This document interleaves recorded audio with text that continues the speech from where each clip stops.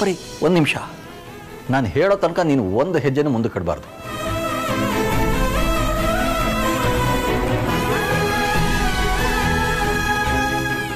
ಜನ್ಮ ಕೊಡುವಾಗ ತನ್ನ ದೇಹದ ಸತ್ವನೆಲ್ಲ ಧಾರೆ ಎರೆದು ಸೃಷ್ಟಿ ಮಾಡುವಾಗ ಜಗತ್ತಿನ ಅತಿ ದೊಡ್ಡ ನೋವನ್ನು ನುಂಗ್ತಾಳೆ. ನಮ್ಮಿಬ್ರು ನೋಡಬೇಕಾಗಿತ್ತು. ಮದುವೆ ಆಗಿ 2ನೇ ದಿವಸದಿಂದನೇ ಜಗಳ ಶುರು. ಆಮೇಲೆ ಹೇಗೋ ಹೋಗ್ತಾ ಹೋಗ್ತಾ ಹೊಂದಾಣಿಕೆ ಆಗ್ತಾ ಬಂತು. ನಾನು ಅಷ್ಟೇ ಅವಳನ್ನ ಅರ್ಥ ಮಾಡ್ಕೊಳ್ಳೋದಕ್ಕೆ ಶುರು ಮಾಡಿದ್ದು.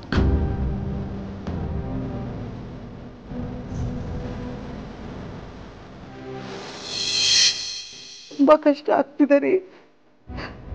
ನಿಮ್ಗೆ ಗೊತ್ತಿಲ್ಲ, ನೀವೇನು ಹೊರಟೋದ್ರಿ, ನಾವು ಏನ್ ಅನುಭವಿಸ್ತಿದೀವಿ ಅಂತ ನಿಮಗ್ ಗೊತ್ತಾ? ನೀವು ತುಂಬಾ ಕೆಟ್ಟವ್ರು.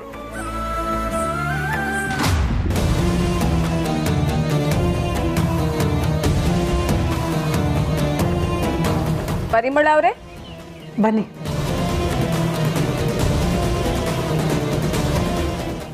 ಕುತ್ಕೊಳ್ಳಿ. ನೀವ್ ಹೇಳ್ಬೇಡಿ. ನಿಮ್ಗೆ ತುಂಬಾ ಕಾಲ್ ನೋವಿದೆ ಅಂತ ಹೇಳ್ತಾ ಇದ್ರು. ಈಗ ಹೇಗಿದ್ದೀರಾ? ಪರವಾಗಿಲ್ಲ.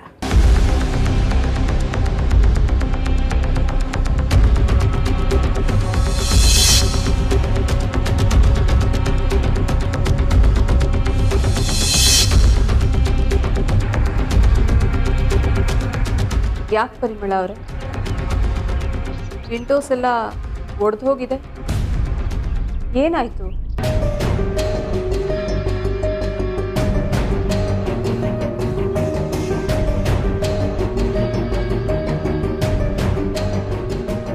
ಅದು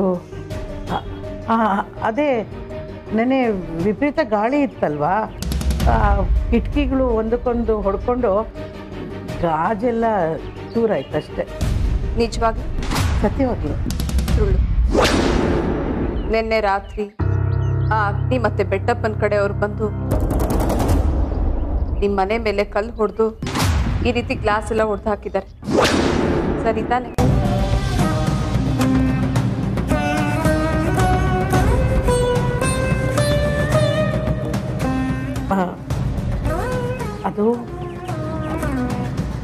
ಅದು ನಿಜ ತಾನೆ? ಹೌದು. ಮತ್ತೆ ಯಾಕೆ ಸುಳ್ಳು ಹೇಳಿದ್ರಿ ಪರಿಮಳ ಅವರೇ? ಸುಹಾಸಿನಿ ಅವರೇ, ಅದಲ್ಲೇ ಬಿಟ್ಬಿಡಿ. ನೀವು ಏನು ಬಂದಿದ್ದು ಅಂತ ನಂಗೆ ಗೊತ್ತಾಗ್ಲಿಲ್ಲ. ಇಲ್ಲ ಪರಿಮಳ, ನಾನು ಆ ವಿಚಾರ ಬಿಡಲ್ಲ. ಅದೇ ವಿಚಾರನ ನಿಮ್ಮ ಹತ್ರ ಮಾತಾಡೋದಕ್ಕೆ ನಾನು ನಿಮ್ಮ ಮನೆಗೆ ಬಂದಿರೋದು. ಅಂದರೆ ನಿಮ್ಮನ್ನ ಇಲ್ಲಿಂದ ನಮ್ಮ ಮನೆಗೆ ಕರ್ಕೊಂಡು ಹೋಗೋದಕ್ಕೆ ಬಂದಿರೋದು.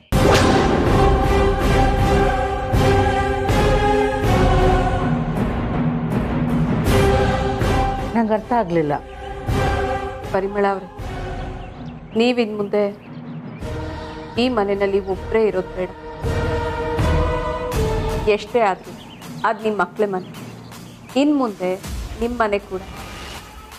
ನನ್ನ ಜೊತೆ ಬನ್ನಿ.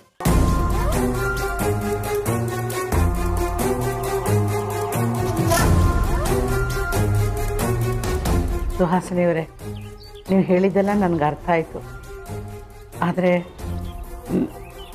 ನನಗೆ ಅಲ್ಲಿಗೆ ಬರೋದಕ್ಕೆ ಮನಸ್ಸಿಲ್ಲ. ದಯವಿಟ್ಟು ಬಲವಂತ ಮಾಡಬೇಡಿ. ಪರಿಮಳ ಅವರೇ, ನೀವು ನಮ್ಮ ಮನೆಗೆ ಬರಬೇಕು ಅಂದರೆ ಬರಬೇಕಷ್ಟೇ. ನೋಡಿ, ನಿಮ್ಮ ಕೈ ಮುಗಿದು ಕೇಳ್ಕೊತೀನಿ, ಆಗಲ್ಲ ಅಂತ ಮಾತ್ರ ಹೇಳಬೇಡಿ.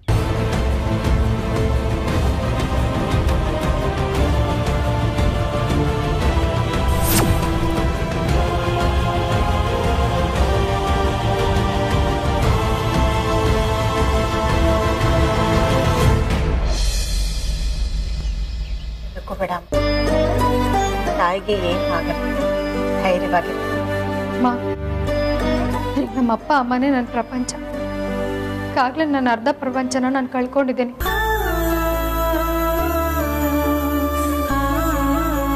ನನ್ನ ಅರ್ಧ ಪ್ರಪಂಚನ ನಾನು ಕಳ್ಕೊಳ್ಳೋದಕ್ಕೆ ರೆಡಿ ಇಲ್ಲಮ್ಮ. ನನಗೆ ನಮ್ಮಮ್ಮ ಬೇಕು. ಅಮ್ಮ ಹಾಗೆಲ್ಲ ಮಾತಾಡಬಾರ್ದು. ನೀನು ಯೋಚನೆ ಮಾಡಬೇಡ, ಧೈರ್ಯ ಕಳ್ಕೋಬೇಡ ಅಮ್ಮ.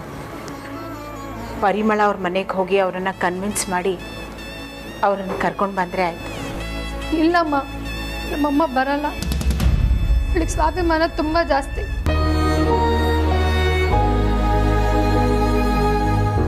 ಮಕ್ಕಳು ಮನೇಲಿರೋದಕ್ಕೆ ಅವಳಿಗೆ ಒಂಚೂರು ಇಷ್ಟ ಇಲ್ಲ. ಅವ್ರನ್ನ ಒಪ್ಪಿಸಿ ಇಲ್ಲಿ ಕರ್ಕೊಂಬರೋದು ತುಂಬ ದೊಡ್ಡ ಕಷ್ಟ. ಅದಾಗದೇ ಇರೋ ವಿಚಾರಮ್ಮ. ಬೇರೆ ಏನಾದರೂ ಮಾಡಬೇಕು, ಆದರೆ ಏನು ಮಾಡೋದು ಅಂತಲೇ ಗೊತ್ತಾಗ್ತಾ ಇಲ್ಲ.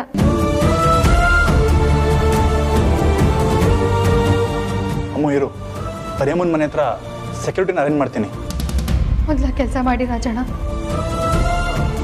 ಅಂದಾಗೆ ಅಮ್ಮು, ಪರಿಮಳ ಅವ್ರನ್ನ ಒಪ್ಪಿಸಿ ಕರ್ಕೊಂಡು ಬರೋದಕ್ಕೆ ಆಗೋದೇ ಇಲ್ವಾ? ಇಲ್ಲಮ್ಮ, ಖಂಡಿತ ಆಗಲ್ಲ. ಅದೇ ನನಗೆ ಬೇಜಾರು. ಪರಿಸ್ಥಿತಿಲಿ ನಮ್ಮಮ್ಮ ನನ್ನ ಕಣ್ಮುಂದೆ ಓಡಾಡ್ಕೊಂಡಿದ್ರೇ ನನಗೆ ನೆಮ್ಮದಿ. ಇಲ್ಲ ಅಂದರೆ ಅವ್ರಿಗಲ್ಲಿ ಏನಾಯಿತು, ಹೇಗಿದ್ದಾರೋ ಅಂತ ನನಗೆ ತಲೆ ಕೆಡ್ಸ್ಕೊಂಡು ಸಾಕಾಗೋಗುತ್ತೆ. ನನಗೆ ನಮ್ಮಮ್ಮ ಬೇಕಮ್ಮ. ನಮ್ಮ ಜೊತೆ ಈ ಮನೇಲಿ ಖುಷಿಯಾಗಿರ್ಬೇಕು. ನಮ್ಗೆ ಅಷ್ಟೇ ಆಸೆ.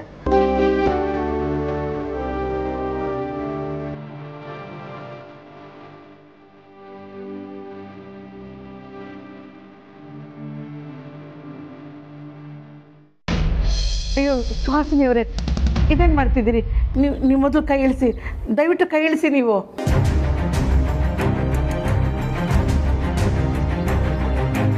ನೋಡಿ ಪರಿಮಳ ಅವರೇ, ಅದು ನಿಮ್ಮ ಬೀಗರ ಮನೆ ಅಂತ ನೀವು ಸಂಕೋಚ ಪಟ್ಕೊಳ್ಳೋದು ಬೇಡ. ಇನ್ನು ಮುಂದೆ ಅದು ನಿಮ್ಮ ಮನೆ, ನಿಮ್ಮ ಮಕ್ಕಳ ಮನೆ. ನಾನು ಅಲ್ಲಿಗೆ ಯಾಕೆ ಬರಬೇಕು ಹೇಳಿ? ನಾನು ಇಲ್ಲೇ ಆರಾಮವಾಗಿದ್ದೀನಿ. ಸುಳ್ಳು ಹೇಳಬೇಡಿ ಪರಿಮಳ ಅವರೇ.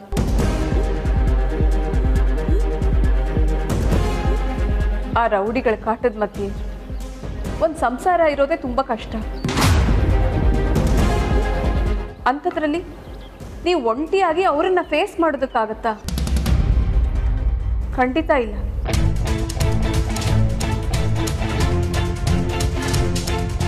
ನಿನ್ನೆ ಏನೋ ಹೊರಗಡೆ ಕಲ್ಲು ಹೊಡೆದು ಹೋಗಿದ್ದಾರೆ. ನಾಳೆ ಏನಾದರೂ ಮನೆ ಒಳಗಡೆನೆ ನುಗ್ಬಿಟ್ರೆ ಏನು ಗತಿ ಪರಿಮಳ ಅವರೇ? ನಿಮಗೆ ವಯಸ್ಸಿಗೆ ಬಂದಿರೋ ಮಗಳು ಇದ್ದಾಳೆ. ನೀವು ಅವಳನ್ನ ನಿಮ್ಮನ್ನ ಹೇಗೆ ಕಾಪಾಡ್ಕೋತೀರಾ?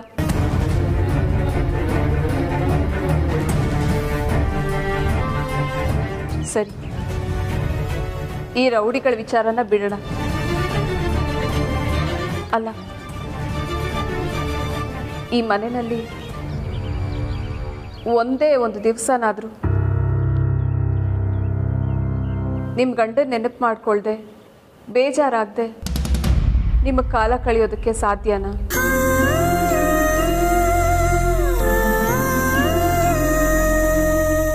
ದಿನೇ ದಿನೇ ನೀವು ಅವ್ರ ನೆನಪು ಮಾಡಿಕೊಂಡು ಕೊರಗ್ತಾ ಇದ್ರೆ ಸ್ವರ್ಗದಲ್ಲಿರೋ ಮಂಜು ಅವರ ಆತ್ಮಕ್ಕೆ ಶಾಂತಿ ಸಿಗುತ್ತಾ?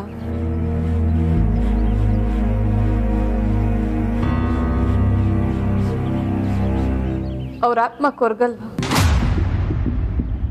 ನನ್ನ ಹೆಂಡತಿ ಎಷ್ಟು ನೋವು ಪಡ್ತಾ ಇದ್ದಾಳೆ ಅಂತ.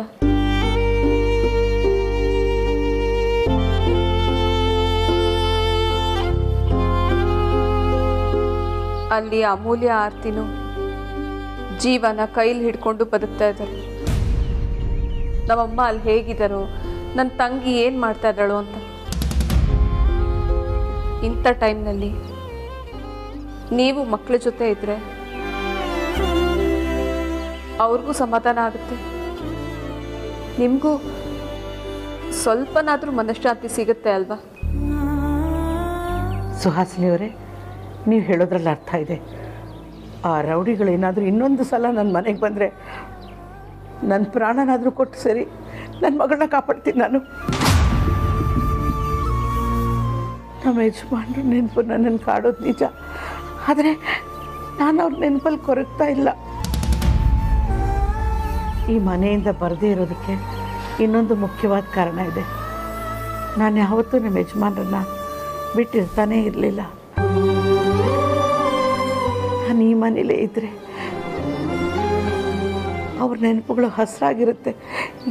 ಇಲ್ಲೇ ಎಲ್ಲೋ ಅವ್ರು ಓಡಾಡ್ತಿದ್ದಾರೆ ಅಂತ ಅನಿಸುತ್ತೆ. ಆ ನೆನಪಲ್ಲೇ ನಾನು ಖುಷಿಯಾಗಿ ಬದುಕ್ತೀನಿ. ಒಂದು ವೇಳೆ ನಾನೇನಾದರೂ ನಿಮ್ಮ ಮನೆಗೆ ಬಂದುಬಿಟ್ರೆ ಅವರಿಲ್ಲ ಅನ್ನೋ ನೆನಪು ನನಗೆ ಕಾಡಕ್ಕೆ ಶುರುವಾಗುತ್ತೆ. ಬಲವಂತ ಮಾಡಬೇಡಿ.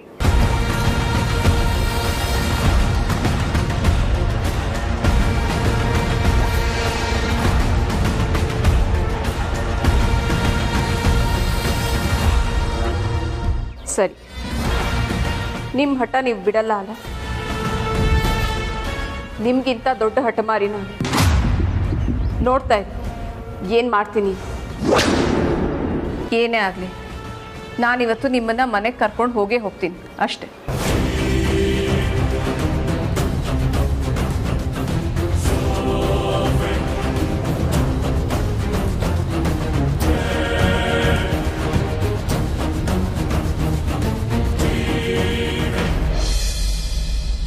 ಸರಿ ಸರ್, ನಾನು ಬಂದು ಕಂಪ್ಲೇಂಟ್ ಕೊಡ್ತೀನಿ ಸರ್. ಸರ್ ಆದಷ್ಟು ಬೇಗ ಸೆಕ್ಯೂರಿಟಿನ ಅರೇಂಜ್ ಮಾಡಿಕೊಡ್ತೀರಾ? Thank you sir. ಅಮ್ಮ, ಮಫ್ತಿಲಿ ಇಬ್ಬರು ಕಾನ್ಸ್ಟೇಬಲ್ನ ಅರೇಂಜ್ ಮಾಡ್ತಾರಂತೆ, so no worries. Thanks Rajanna. ಅಮ್ಮು, ನಿಂಗೊಂದು ವಿಚಾರ ಹೇಳ್ತೀನಿ, ತಪ್ಪು ತಿಳ್ಕೊಬೇಡ. ಏನು ಹೇಳಿ ರಾಜಣ್ಣ? ನಾನು ಆ ಬೆಟ್ಟಪ್ಪನ ನೋಡಿದ್ದೀನಿ. ತಾಕತ್ತೇನು ಅಂತ ನಂಗೆ ಗೊತ್ತು.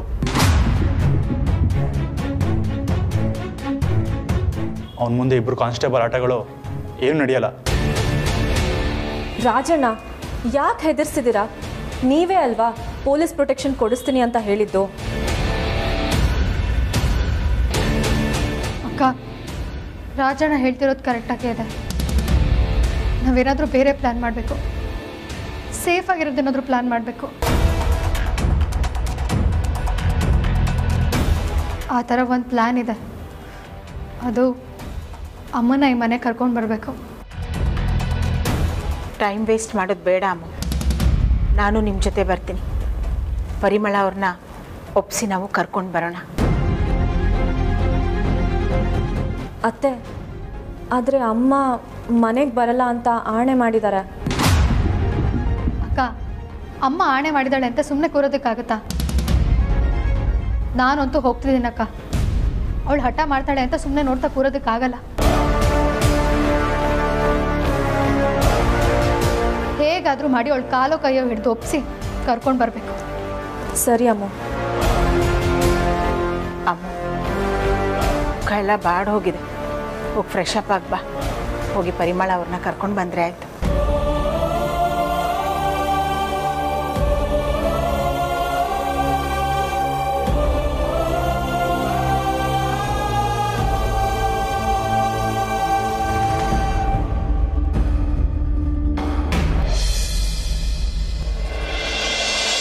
ಹಾಸ್ನಿಯವರೇ, ಏನಿದೆ ಮಕ್ಕಳಾಟ?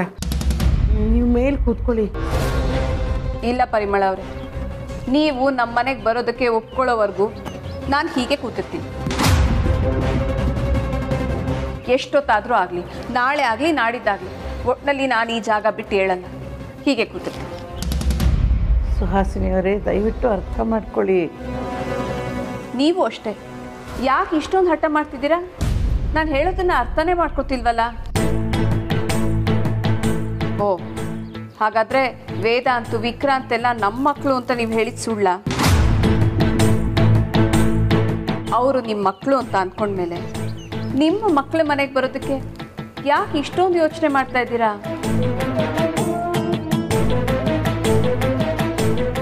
ಪರಿಮಳ ಅವರು, ನಿಮಗೆ ನನ್ನ ಮೇಲೆ ಸ್ವಲ್ಪನಾದರೂ ಪ್ರೀತಿ, ವಿಶ್ವಾಸ, ಗೌರವ ಅನ್ನೋದಿದ್ರೆ ನಮ್ಮ ಮನೆಗೆ ಬರೋದಕ್ಕೆ ಒಪ್ಕೊಳ್ಳಿ.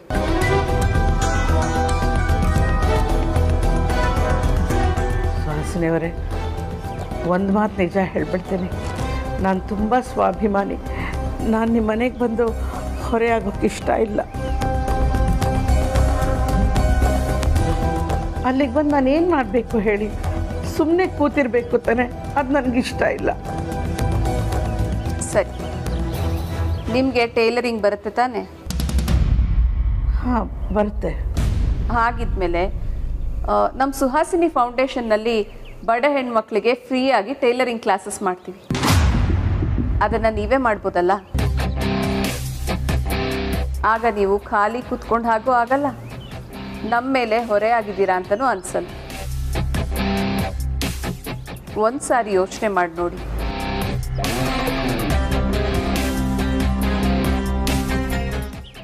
ನಿಮ್ಮನ್ನು ಇನ್ನು ಹೇಗೆ ಕನ್ವಿನ್ಸ್ ಮಾಡಬೇಕು ಅಂತ ನನಗಂತೂ ಗೊತ್ತಾಗ್ತಾ ಇಲ್ಲ. ನೋಡಿ, ನಿಮ್ಮನ್ನ ಕೈ ಮುಗಿದು ಕೇಳ್ತೀನಿ, ಬೇಕಾದರೆ ನಿಮ್ಮ ಕಾಲಿಗೆ ಬೀಳ್ತೀನಿ, ಅರ್ಥ ಮಾಡ್ತೀನಿ. ನೋಡಿ, ದಯವಿಟ್ಟು ನೀವು ಹೀಗೆಲ್ಲ ಮಾತಾಡಬೇಡಿ, ನಂಗೆ ತುಂಬ ಕಷ್ಟ ಆಗುತ್ತೆ. ನಿಮ್ಮ ಮಗಳ ಬಗ್ಗೆ ಒಂದ್ಸರಿ ಯೋಚನೆ ಮಾಡಿ. ಪಾಪ ಅಂಜಲಿ ಆಸ್ಟ್ರೇಲಿಯಾಕ್ಕೆ ಹೋಗಬೇಕು ಅಂತ ಕನ್ಸ್ಕೊಂಡಿದ್ಲಲ್ವಾ? ನಾನು ಅವಳನ್ನ ಆಸ್ಟ್ರೇಲಿಯಾಕ್ಕೆ ಕಳಿಸ್ಕೊಡೋದಕ್ಕೆ ವ್ಯವಸ್ಥೆ ಮಾಡಿಕೊಡ್ತೀನಿ. ಅವಳಿಗೋಸ್ಕರನಾದರೂ ಇನ್ನು ಒಂದು ಸಾರಿ ಯೋಚನೆ ಮಾಡಿ.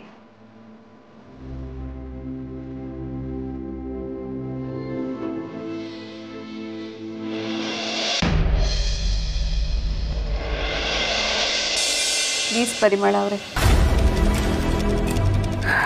ನೀವು ಮೊದಲು ಮೇಲೆ ಕೂತ್ಕೊಳ್ಳಿ. ಇಲ್ಲ ಪರಿಮಳ ಅವರೇ, ನೀವು ಆ ಮನೆಗೆ ಬರ್ತೀನಿ ಅಂತ ಒಪ್ಕೊಳ್ಳೋವರೆಗೂ ನಾನು ಮೇಲೆ ಕೂತ್ಕೊಳ್ಳೋದು.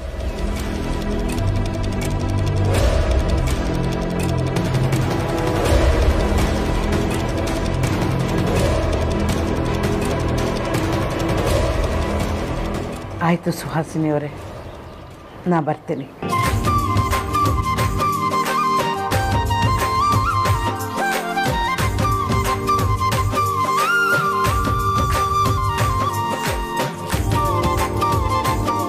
ಥ್ಯಾಂಕ್ಸ್ ಪರಿಮಳ. ಈಗ ನನ್ನ ಮನಸ್ಸು ನಿರಾಳ ಆಯಿತು.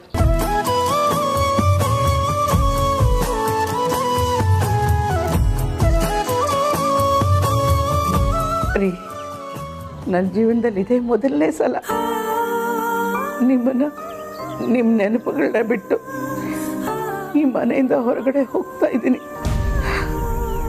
ನನ್ನಿಂದ ಏನಾದರೂ ತಪ್ಪಾಗಿದ್ರೆ ದಯವಿಟ್ಟು ನನ್ನ ಕ್ಷಮಿಸ್ಬೇಡಿ.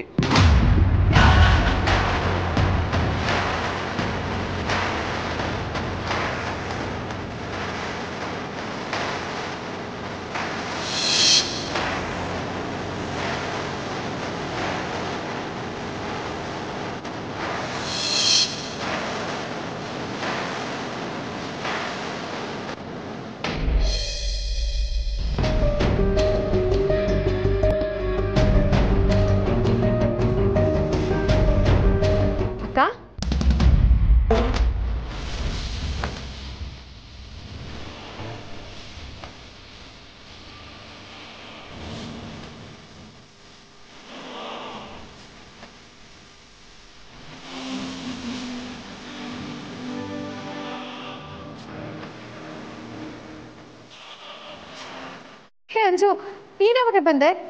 ಈಗಷ್ಟೇ ಬಂದೆ ಅಕ್ಕ.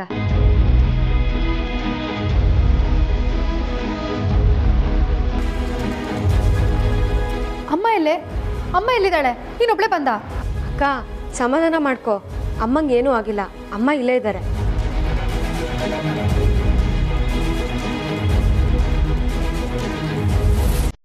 ನಾವಿಬ್ರು ನಿಮ್ಮನೆಗೆ ಬಂದ್ಬಿಟ್ವಿ ಅಕ್ಕ.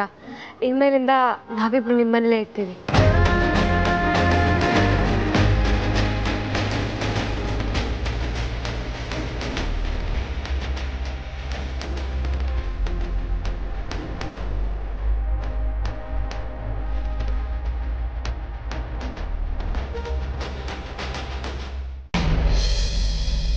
ಅಂಜು, ಏನೇ ಹೇಳ್ತಿದ್ಯಾ?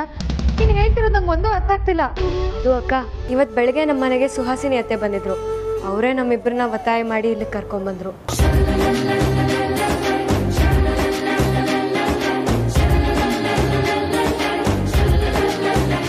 ಅತ್ತೆ? ಅಕ್ಕ ನಾನೇ ಬಂದೆ ಇರು. ಅಂಜಲಿ, ನೀನು ಆರಾಮಾಗಿ ತಿಂಡಿತೀನಿ, ನಾನು ಅಮೂಲ್ಯಾಗೆಲ್ಲ ಹೇಳ್ತೀನಿ.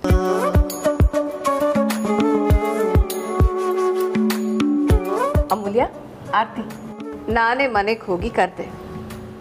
ನಿಮ್ಮಮ್ಮ ಅಂಜಲಿ ಇಬ್ಬರು ಬಂದಿದ್ದಾರೆ. ಅತ್ತೆ, ಏನು ಹೇಳ್ತಿದ್ದೀರಾ ಅತ್ತೆ? ಹೌದು ಅಮೂಲ್ಯ, ಪರಿಮಳ ಅವರು ಕೆಳಗಡೆ ಗೆಸ್ಟ್ ರೂಮಲ್ಲಿದ್ದಾರೆ. ಅವ್ರಿಗೆ ಕಾಲು ನೋವು ಸ್ವಲ್ಪ ಜಾಸ್ತಿ ಆಗಿತ್ತು, ಅದಕ್ಕೆ ಡಾಕ್ಟ್ರನ್ನ ಕರೆಸಿದ್ದೀನಿ. ಹೌದಾ ಅಕ್ಕ, ಬಾ ಹೋಗಿ ನೋಡೋಣ.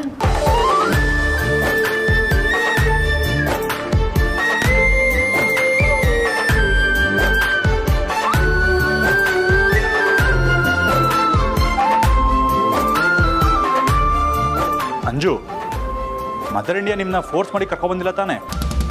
ಇಲ್ಲ ಬಾಬಾ, ಆ ಥರ ಏನೂ ಇಲ್ಲ.